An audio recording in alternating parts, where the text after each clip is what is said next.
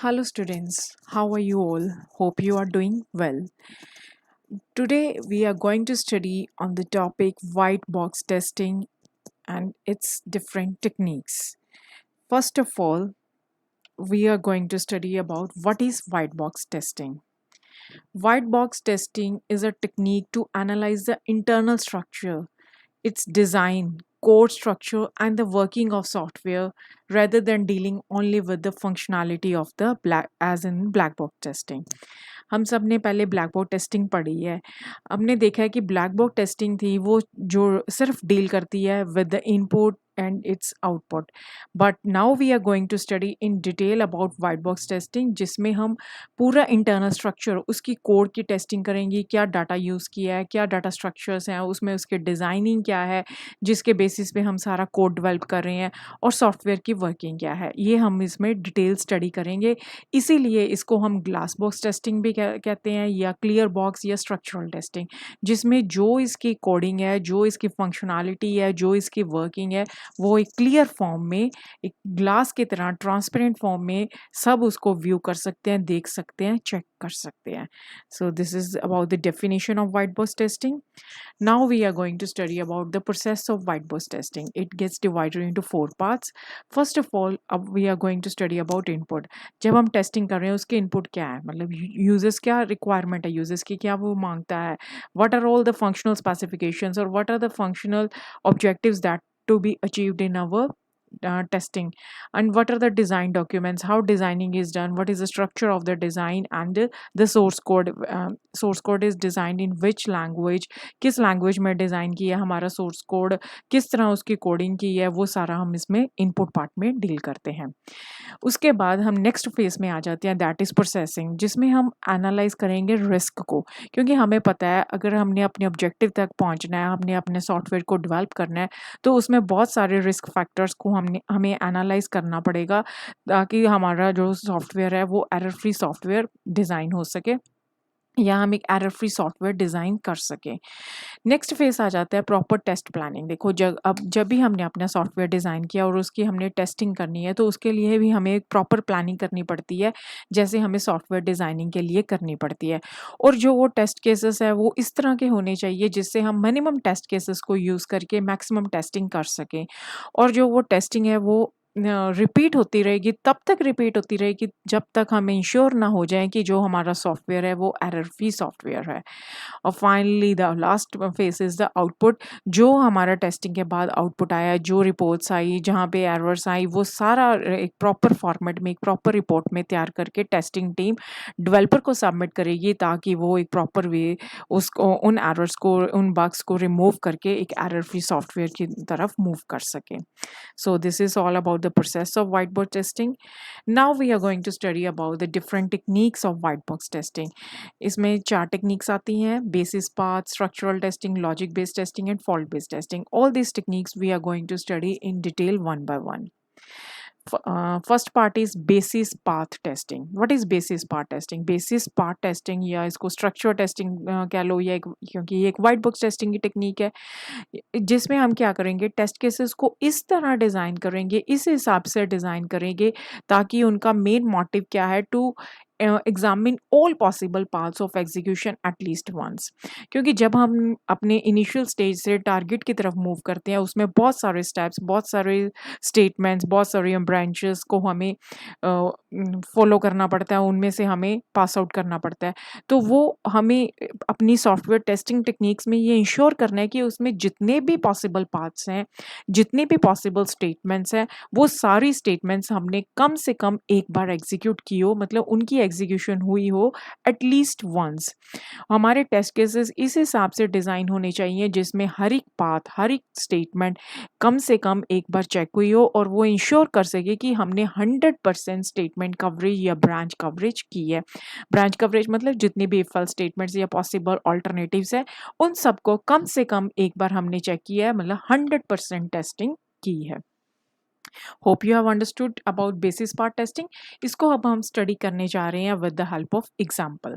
देखो एग्जाम्पल क्या है इसमें, हमें पता है कि 1 से लेके 7 तक पहुंचना है। हमारा इनिशियल पाथ क्या है 1 और हमारा लास्ट फाइनल आउटपुट या गोल क्या है 7। अब हमें पता है कि 1 से 7 तक पहुंचने के लिए बहुत सारे वेज हैं। यहाँ पे इस डायग्राम के अकॉर्डिंगली हमारे पास 3 पाथ है। पाथ 1 हमें क्या कहते हैं, हम पहले 1 2 3 5 6 7 में से पास आउट करेंगे। पार्ट 2 हमें क्या कहता है 1 2 4 5 6 7 में से पास आउट होंगे। थर्ड क्या कहता है 1 6 और 7। जो ये 3 पार्ट्स हम देख रहे हैं, बेसिस पार्ट टेस्टिंग इंश्योर करती है कि हम इन तीनों पार्ट्स को वेरीफाई करें। इन तीनों पार्ट्स को, इनमें जितनी भी स्टेटमेंट्स आती हैं उनकी 100% स्टेटमेंट कवरेज हो, 100% टेस्टिंग हो, ताकि हमारा सॉफ्टवेयर बिल्कुल एरर फ्री सॉफ्टवेयर डिजाइन हो सके। हाँ जी, next is the second type of testing is that is structural testing. Structural testing is also one type of white box testing technique and it uses the internal design। देखो structure में हम किससे deal करते हैं, design से deal करते हैं। इसमें पूरी प्रॉपर वे से टेस्टिंग होगी डिज़ाइनिंग की, क्योंकि अगर डिज़ाइन सही है तो ही उसकी डेवलपमेंट सही होती है। जो सॉफ्टवेयर टेस्टिंग टीम है जो उसको टेस्ट कर रही है, वो इसका इंटरनल डिज़ाइन चेक करेगी, उसका डिज़ाइनिंग में की पूरी टेस्टिंग करेगी, ताकि वो जब उसकी डेवलपमेंट फेज़ को टेस्ट करे, उसकी कोडिंग को टेस्ट करे, तो वो इंश्योर हो कि प्रॉपर उसका डिज़ाइन क्या है, उसका स्ट्रक्चर क्या है, जिस हिसाब से ये सॉफ्टवेयर बनाया गया है। इसलिए इसको बोलते हैं structural testing. Means it verifies about the overall designing of the software according to which it has been developed.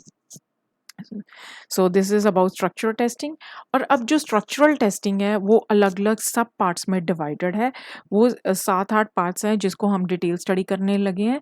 सबसे पहले इसमें आ जाता है स्टेटमेंट कवरेज, जो हमने पहले भी देखा है। It's a technique to ensure that all statements are traverse at least once. जितने भी हमारे कोड में स्टेटमेंट्स है वो सब हमने ट्रैवर्स की हैं कम से कम एक बार। Hence each line of the code is tested. हम इंश्योर करते हैं कि इसमें हर एक कोड, जितनी भी लाइन्स है कोड की, हमने टेस्ट की हैं। अगर हम फ्लो चार्ट की बात करें तो उसमें जितनी भी नोड आती हैं उन सबको हमने कम से कम एक बार ट्रैवर्स किया है। Since all the lines of codes are covered, हमें पता है कि हमने सारी लाइन्स ऑफ कोड, जितना भी एलओसी है हमारा, सारा कवर किया है। And it helps in pointing out the faulty code. इससे हम इजीली आइडेंटिफाई कर सकते हैं उसमें क्या हमारा फॉल्टी कोड है, जिसमें हमें एरर्स आ रही हैं या जिसमें हम एरर्स फेस कर रहे हैं। सो this is about the statement coverage। and now the next part, example of the statement coverage, जिसमें हम जैसे A से G तक जाने के बहुत सारे पाथ हैं। इसमें जितनी भी स्टेटमेंट्स आ रही हैं, चाहे वो A से B में जाने में, A से C से अलग अलग वे से जाने में, हमें इंश्योर करना है कि 100% स्टेटमेंट कवरेज हमने की है, कि जितनी भी स्टेटमेंट्स है वो कम से कम एक बार विजिट की हैं और उनकी टेस्टिंग की गई है। नेक्स्ट आ गई है branch coverage. Next type of technique that is under structural testing, that is branch coverage.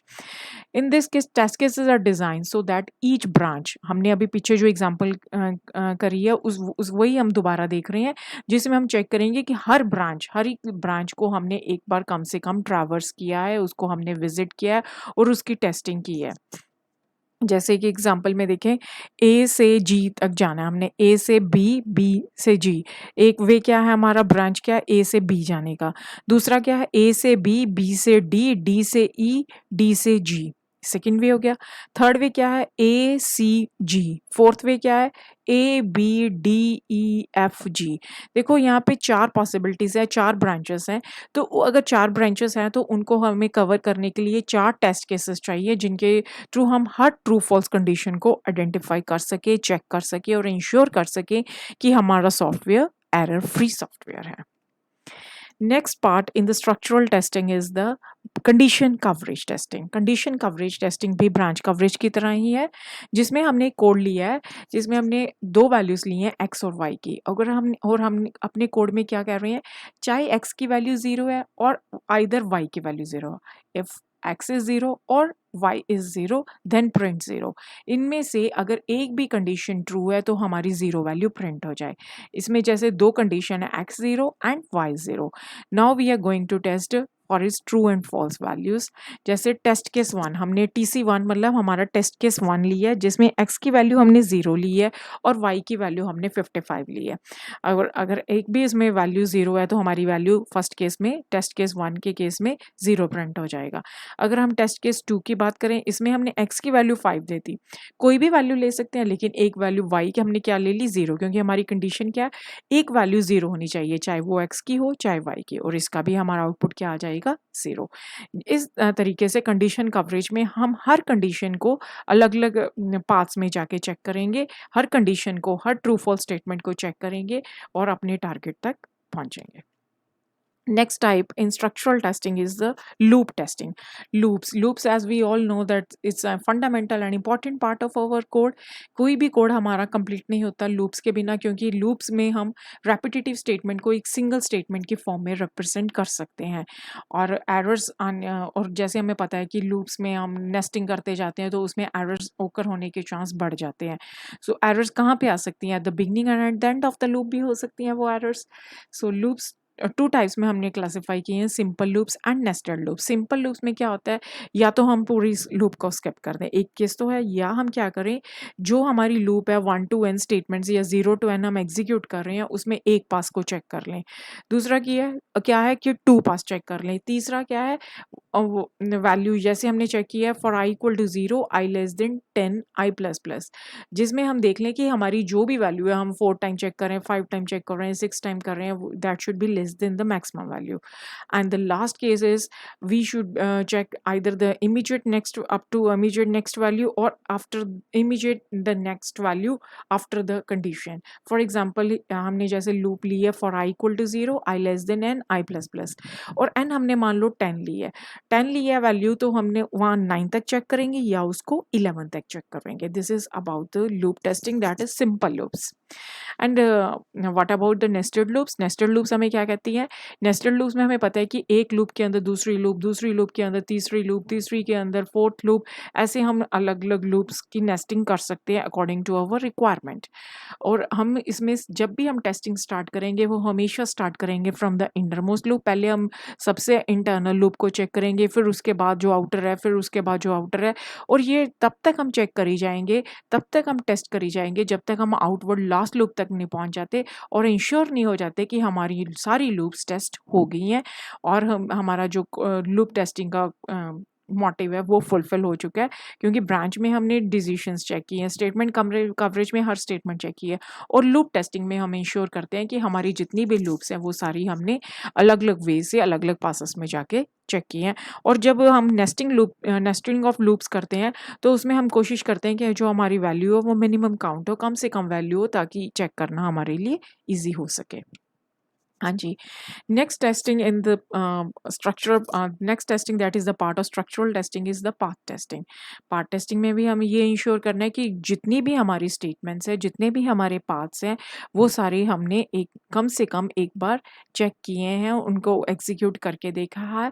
उस source code is in order to find every possible executable path, ताकि हम इंश्योर कर सकें, make sure that involves using the program जो हमारा है उसमें जितने भी एग्जीक्यूटेबल पाथ्स हैं वो सारे पाथ्स हमने टेस्ट कर लिए हैं और उनमें जो भी फॉल्ट थी वो आइडेंटिफाई कर ली हैं। और दिस मेक टू इंश्योर, जिसे हम अपने कंप्यूटर प्रोग्राम के थ्रू सारी टेस्टिंग करेंगे और इंश्योर कर देंगे कि जितने भी एग्जीक्यूटेबल पाथ्स हैं वो सारे हमारे एरर फ्री हैं, और अगर इनमें एरर है तो वो एरर्स हमने रिमूव कर ली हैं। Next is the domain and boundary testing. Domain and boundary testing में हम क्या चेक करते हैं, इसमें भी हम इनपुट आउटपुट के रिगार्डिंग चेक करेंगे। जैसे हम ब्लैक बोर्ड टेस्टिंग में इनपुट और आउटपुट को टेस्ट करते हैं, वैसे ही हम डोमेन एंड बाउंड्री टेस्टिंग में टेस्ट करेंगे। It's a software technique in which the output of a system has to be tested with A minimum number of inputs in such a case to ensure that system does not accept invalid and out of range input values. जिसमें हम क्या check करते हैं, क्या sure करते हैं कि जब हमने टेस्टिंग की तो हमने कम से कम इनपुट लेके सारे आउटपुट, सारे डिफरेंट फॉर्म्स ऑफ आउटपुट जो उसमें से आ सकते हैं वो सारे टेस्ट किए हैं, और वो सारे हमने टेस्ट किए हैं with valid input and not invalid. जितने भी हमारी वैलिड वैल्यूज़ हैं उनमें उसको यूज़ करके हमने सही आउटपुट डिफाइन किए। whether system accept input within the acceptable range। अगर हम उसको कोई इनवैलिड वैल्यू देने की कोशिश करते हैं तो हमारा सिस्टम उस इनवैलिड वैल्यू को एक्सेप्ट तो नहीं कर रहा।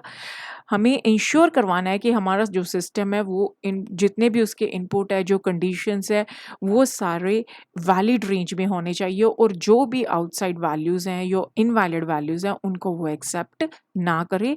वो सिर्फ वैलिड वैल्यूज़ को एक्सेप्ट करके इनवैलिड वैल्यूज़ के ऊपर फंक्शन ना करे। Error report करे that these values are not in a specified range and should not be accepted. So this is the goal of domain and boundary testing. Next, we are moving towards the last part of the structural testing, that is the data flow testing. Data flow testing is a type of structural testing to find the paths of the program according to the location, जिसको हम DU path भी कहते हैं, definition and usage path, that is DU path, कि हमने अपने variable को define कहाँ किया है और यूज़ कहाँ किया है। डेफिनेशन से यूजेज तक जो पाथ है उस सारे पाथ को हम वेरीफाई करेंगे, टेस्ट करेंगे, ताकि हम एश्योर कर सके कि वो DU पाथ है हमारा चेक हो चुका है, कि वेरिएबल्स जो हमने ऊपर डिफाइन किए थे, डिक्लेयर किए थे, उनको हमने अपने प्रोग्राम में यूज़ भी किया। It is concern where statements very variables receive values, हमारे वेरिएबल्स जो ऊपर डिक्लेयर किए थे उन्होंने वैल्यू कहाँ पे रिसीव की है और उन वैल्यूज़ के थ्रू उनको रेफर कहाँ किया है। That is about the data flow testing. Hope you are understood all these types of testing that are under structural testing. So now we are moving towards the our third type of testing, that is logic based testing. Logic based testing is used when input domain and result processing are amenable to a decision table representation. Means logic based testing हम वहीं पे use कर सकते हैं जहाँ हमें पता है कि हम अपनी information को एक tabular form में represent कर सकते हैं, हमारे input को भी और हमारे output को हम एक table की form में represent कर सकते हैं। जो decision tables हैं या हमारे tabular form है representation, it helps in representing the complex business rules, क्योंकि हम इसमें क्या यूज़ करते हैं, different conditions, and according to the different conditions we are using different conditions और उनके हिसाब से हमें क्या एक्शंस परफॉर्म करने हैं वो सारे इसमें हम वेरीफाई करते हैं। इसमें हम जो डिफरेंट कंडीशंस या डिफरेंट एक्शंस परफॉर्म करते हैं या हमारे जो गोल्स अचीव करते हैं वो हम एक्सप्रेस करते हैं according to true false values. वो हम एक कॉलम के फॉर्म में, कॉलम जितने भी हमारे कंडीशंस हैं, जितने भी हमारे बिजनेस के रूल्स हैं, वो हमारे कॉलम्स के फॉर्म में डिफाइन हो जाएंगे और हमारी लेफ्ट साइड पे होंगे सारे उसके टेबल के इनपुट्स जो हम उसको इनपुट दे रहे हैं। ऊपर कॉलम की फॉर्म में हम सब डिफाइन करेंगे उसके कंडीशंस या बिजनेस रूल्स और उनके कॉम्बिनेशन से, डिफरेंट कॉम्बिनेशन से, इनपुट के और कंडीशंस के कॉम्बिनेशन से हम आउटपुट को डिराइव करेंगे। इसका सबसे बड़ा फ़ायदा क्या है, इसमें हमारी कोई भी कंडीशन या हमारा कोई भी पाथ मिस नहीं होता। इसे हम प्रॉपर वे से, बेटर और मोर डिटेल्ड वे से अपने सॉफ्टवेयर की टेस्टिंग कर सकते हैं। And it helps in tracking the output of various combination. हम डिफरेंट इनपुट्स को कंबाइन करके, डिफरेंट टाइप्स ऑफ कंडीशंस को कंबाइन करके अपने एक्शंस को, अपने गोल्स को, अपने मोटिव्स को अचीव कर सकते हैं। और this is the best way of testing if the information is able to be represented in the form of decision tables. अगर हमारी इंफॉर्मेशन इस हिसाब से है कि हम उसको टेबुलर शेप दे सकते हैं, तो this is the best way of representing the information, and in this the conditions are tested or business rules are tested according to the true false values, and this is the best way because all the possible conditions are checked in this tabular form. And this is the fault based, and this is the last topic, that is fault based testing. With the, as we all know that with the increased expectation, and आज के time में सब software से expectations बढ़ चुकी हैं, क्योंकि हमें पता है सारा काम सॉफ्टवेयर के थ्रू शुरू हो चुका है। इसके लिए सॉफ्टवेयर की क्वालिटी हमारे लिए मैटर करती है, इट्स वेरी इंपॉर्टेंट पार्ट। और इसमें software developer expected to perform effective testing, वो इसलिए सॉफ्टवेयर की प्रॉपर टेस्टिंग होनी ज़रूरी है, ताकि जो हमारा सॉफ्टवेयर कस्टमर्स तक पहुँचे, क्लाइंट्स तक पहुँचे, लोगों तक पहुँचे, वो उनकी रिक्वायरमेंट्स को फुलफिल करें, उनकी एक्सपेक्टेशंस के अकॉर्डिंग हो। इसके लिए फॉल्ट बेस्ड टेस्टिंग में हम यूज़ करते हैं म्यूटेशन टेस्टिंग। इसमें फॉल्ट्स को इंजेक्ट किया जाता है, इंट्रोड्यूस किया जाता है, ताकि हम देख सके कि अगर हम उसमें इस तरह की फॉल्ट डालते हैं तो क्या सिचुएशन आती है, और इस तरह की फॉल्ट को हम फिर कैसे रिमूव कर सकते हैं, उसको कैसे हैंडल कर सकते हैं। Mutation integration testing adopts fault simulation model, जिसमें एक सिमुलेटेड मॉडल, एक कॉपी ऑफ एक्चुअल मॉडल हम क्रिएट करते हैं और उसमें हम इंट्रोड्यूस करते हैं, एरर्स को सीड करते हैं, उनमें इंसर्ट करते हैं, और ताकि हम टेस्ट केसेस के थ्रू उसको रिप्रेजेंट कर सकें और उसका जो म्यूटेशन स्कोर है उसके हिसाब से हम उसको डिटरमाइन कर सकते हैं कि जो हमारा सॉफ्टवेयर है वो कैसे फॉल्ट्स को, कैसे उनको बियर कर सकता है, अगर कोई भी सिचुएशन आ जाती है तो उसमें हमारा सॉफ्टवेयर कैसे वर्क करता है। It helps in to measure the robustness of our test use, कि हमारा सॉफ्टवेयर कितना रोबस्ट है, अलग अलग सिचुएशंस में वो उसको प्रॉब्लम्स को कैसे हैंडल कर रहा है। Basic concept of fault-based testing is to select test cases that would distinguish the program under test from alternative programs that contain hypothetical faults. Hypothetical faults क्या है, जो हमने खुद इंट्रोड्यूस की हैं, वो हमने खुद क्रिएट की हैं, उन सब में अलग अलग वे से एरर्स को इंट्रोड्यूस करते हैं, ऑल्टरनेटिव प्रोग्राम्स की फॉर्म में उसको इंट्रोड्यूस करते हैं और उनमें टेस्ट करते हैं कि हमारा सॉफ्टवेयर कैसे परफॉर्म करता है। Modifying the program under test to actually produce the hypothetical faulty programs, जिसमें हम जानबूझ के फॉल्टी प्रोग्राम्स क्रिएट करते हैं और फॉल्ट बेस्ड टेस्टिंग की हेल्प से उनको हैंडल करने की और उनको एरर्स को रिमूव करने की कोशिश करते हैं। सो this is all about the fault based testing. Hope you have understood all the techniques of white box testing, and if you all understood all the topic, और अगर आपको ये सारा टॉपिक समझ आया, अगर आपको वीडियो अच्छी लगी तो उसको प्लीज़ लाइक करें, सब्सक्राइब करें और शेयर करें। Thank you.